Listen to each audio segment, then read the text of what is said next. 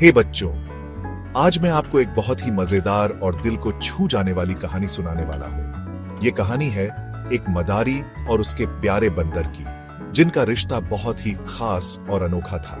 ये है बंदर और मदारी की अनोखी कहानी। एक समय की बात है, एक छोटे से गांव में एक मदारी रहता था जो अपने चालाक बंदर के साथ कमाल के करतब दिखाते हुए शहर शहर घूमता था।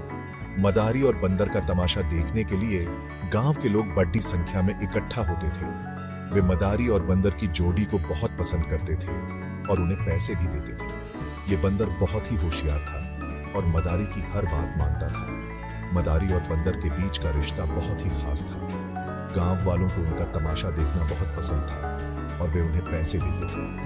मदारी बंदर का बहुत ख्याल रखता था, उसे खाना खिलाता था और उसकी हर जरूरत का ध्यान रखता था। मदारी और बंदर के बीच का रिश्ता बहुत ही खास था। मदारी बंदर का बहुत ख्याल रखता था, उसे खाना खिलाता था और उसकी हर जरूरत का ध्यान रखता था। मदारी बंदर का बहुत ख्याल रखता था, उसे खाना खिलाता था और उसकी हर जरूरत का ध्यान रखता था।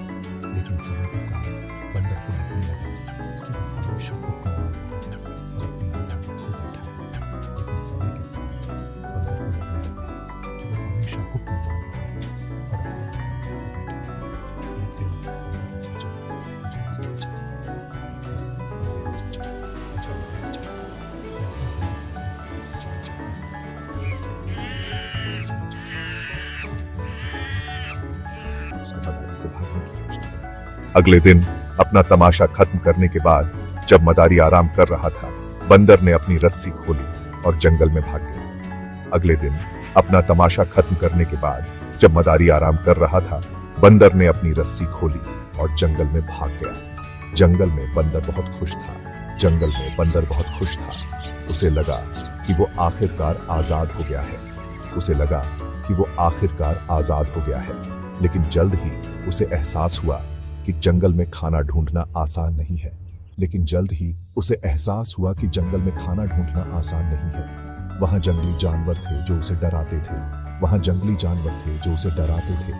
बंदर को मदारी की याद आने लगी। बंदर को मदारी की याद आने लगी। उसे याद आया कि मदारी उसका कितना ख्याल रखता था। उसे याद आया कि मदारी उसका कितना ख्याल रखता था। आखिरकार बंदर मदारी के पास वापस आ गया। आखिरकार बंदर मदारी के पास वापस आ गया। मदारी ने उसे गले लगा लिया और कहा, तू मेरी जिंदगी का हिस्सा है।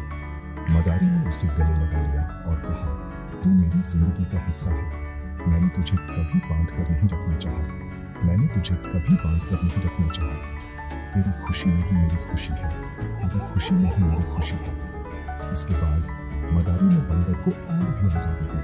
इसके बाद मदारी ने बंदर को और भी आजादी दी। अब वे सच्चे दोस्त बन गए और साथ मिलकर अपनी तमाशा दिखाते रहे। तो बच्चों, अब वे सच्चे दोस्त बन गए और साथ मिलकर अपनी तमाशा दिखाते रहे।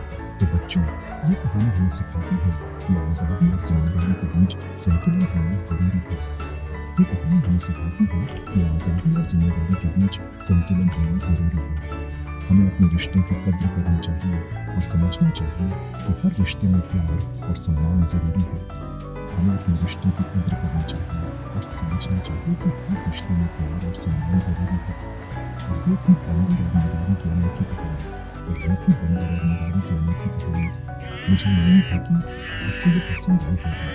मुझे उम्मीद है कि आपको ये पसंद आई होगी। अपने दोस्तों और परिवार वालों को हमेशा प्यार करें। अगली बार मिलते हैं। अपने दोस्तों और परिवार वालों को हमेशा प्यार करें। अगली बार मिलते हैं।